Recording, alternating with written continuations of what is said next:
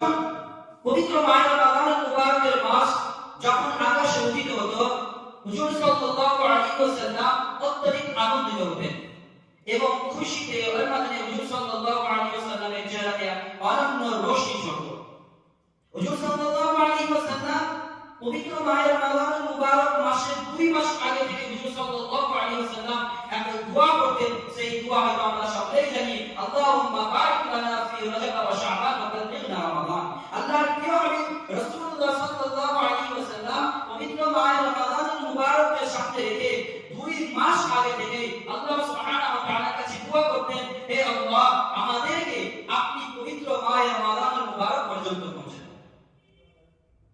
আল্লাহর প্রিয় হাবিব রাসূলুল্লাহ সাল্লাল্লাহু আলাইহি ওয়াসাল্লাম পবিত্র মাহে রমাদানুল মুবারকে এমন ভাবে ইবাদতের মশগুলিয়াত হতেন, একজন কৃষি, একজন খামারের কর্মচারী যেভাবে কুমড়ে গামছা বিছিয়ে দিয়ে কাজে এমন ভাবে মন দেয়, যে হুজুর সাল্লাল্লাহু আলাইহি ওয়াসাল্লাম ইবাদতের মধ্যে মশগুলিয়াত হতেন।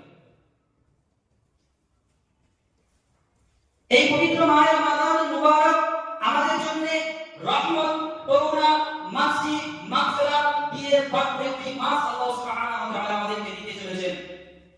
এই পবিত্র মাহে রমাদানুল মুবারকে আল্লাহর প্রিয় হাবিব রাসূলুল্লাহ সাল্লাল্লাহু আলাইহি ওয়াসাল্লাম প্রায় 1 মাস আগে থেকে প্রিপারেশন নিতেন। আমরা সকলেই জানি যে শাবান মাস হচ্ছে মাহে রমাদানুল মুবারকের আগের মাস, যে মাসটা আমরা উদযাপন করছি।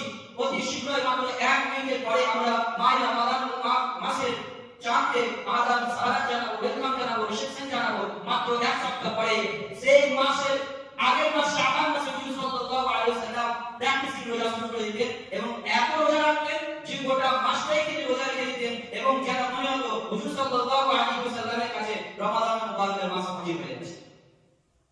একবার ধরে দুনিয়া প্রিপারেশন চলছে, সেই মাস আমরা পেতে চলেছি ভাই, সেই মাস আমরা পেতে চলেছি। এই মাসে অন্য অনেক ইবাদত রয়েছে, অনেক ইবাদত রয়েছে। তার মধ্যে উত্তম ইবাদতের মধ্যে অন্যতম ইবাদত হচ্ছে ভাই তারাবির নামাজ। কিসের নামাজ? তারাবির নামাজ।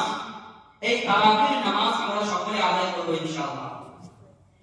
কিন্তু দুঃখ এবং পরিতাপের বিষয় যে তারাবির নামাজের জন্য হুজুর সাল্লাল্লাহু আলাইহি ওয়াসাল্লামের হাদিসুল মুবারাক আমরা কোট করি, যেখানে সহিহ বুখারী এবং সহিহ মুসলিমে হুজুর সাল্লাল্লাহু আলাইহি ওয়াসাল্লাম বলেছেন, মান কামা রমাদান